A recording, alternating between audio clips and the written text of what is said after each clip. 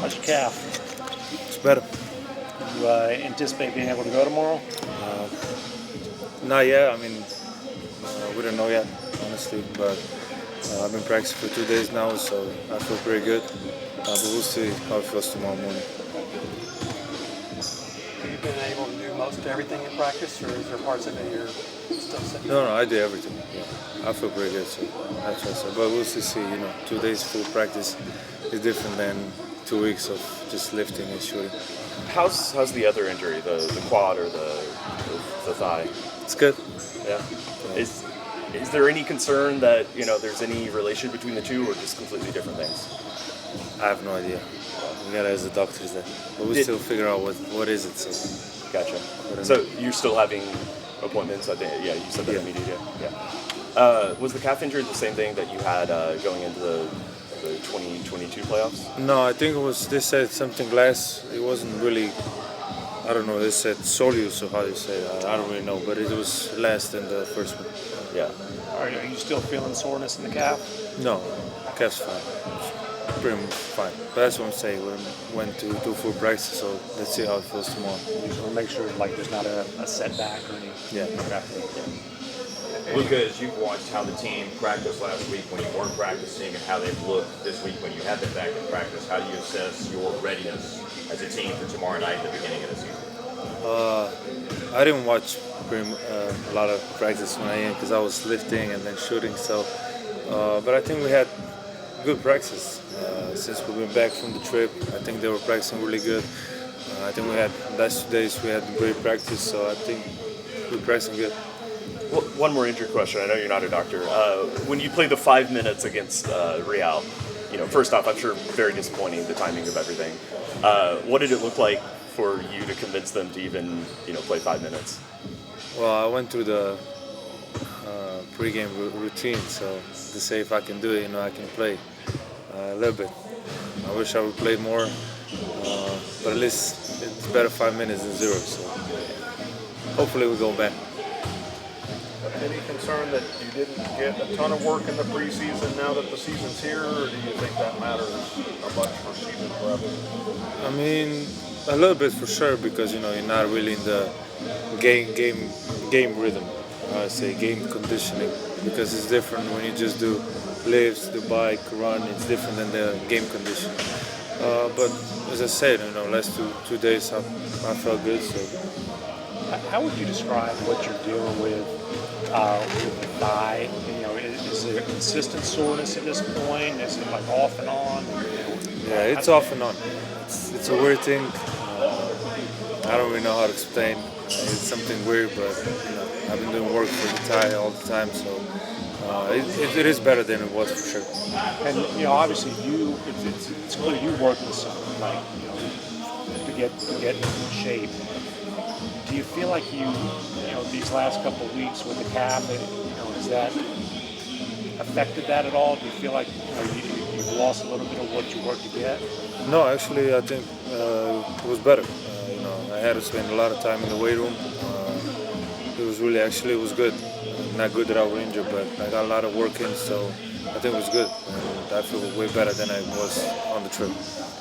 There's an emphasis, Jason has been telling us, to pick up the pace this year. In the early practice, how do you feel like that was going? How were you working yourself into that? It was good. Mostly I don't run, but not with the ball. I throw ahead. Throw ahead, pass. So I think that's been working pretty good. Sometimes I talk with Kai about it.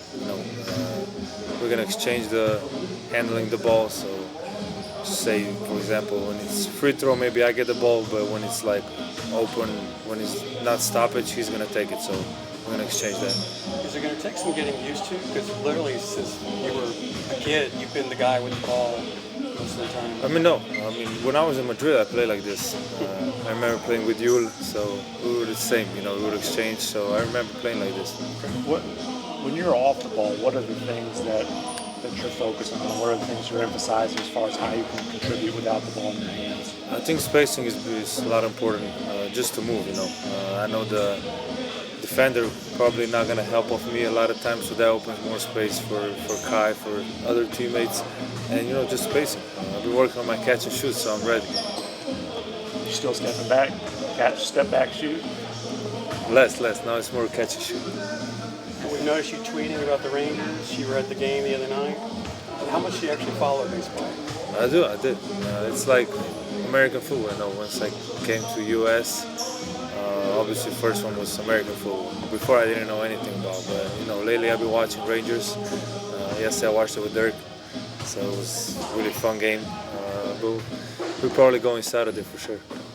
How familiar were you with Wemby before all the hype hit, and what do you think of his journey and where he is?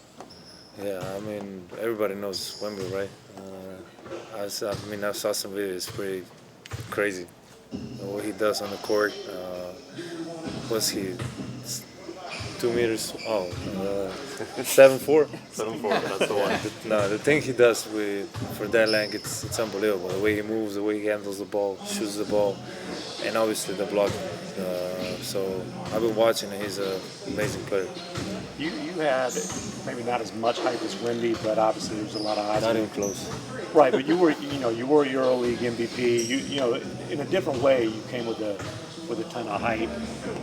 How would you advise just kind of navigating that sort of a spotlight as a teenager? Yeah, I mean, I don't think I was even close, but maybe I inspire, some Europe to U.S. transition. But my advice would just, like I always say, have fun with the game. Obviously, he's gonna have a lot of pressure.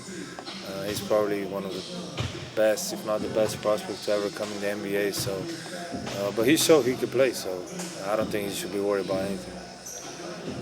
Can he handle Derek Lively though? We'll see. Well, he plays the 4, so I think Grant's gonna guard him. Yeah.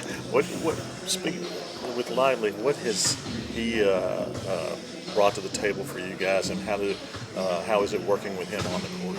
I mean, it's great. I think honestly, from first day to now, he improved a lot already.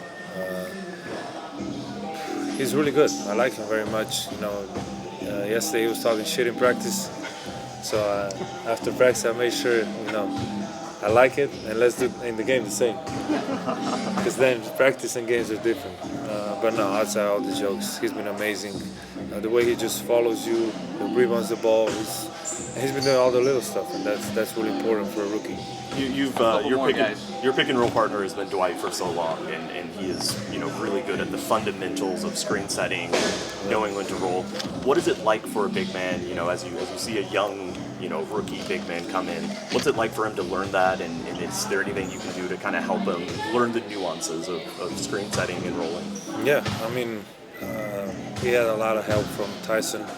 He's been one of the best in that to do in the whole NBA.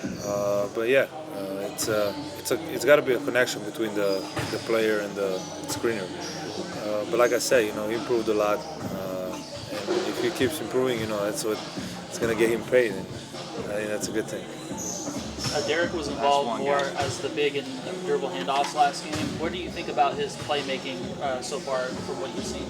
From playmaking? From Derek Lively, yeah, about his playmaking. So playmaking? Yeah, like dribble handoffs and things like that. Oh, that's what we call him playmaking now? I guess so. When you're 7-1. Yeah, I mean, no, it's been good. I mean, like I said, he's improved a lot. Like from the first day. Yeah, what you call playmaking, he's been doing it really good. Thank you. Thank you, Luka. Thanks, Luka. Yep.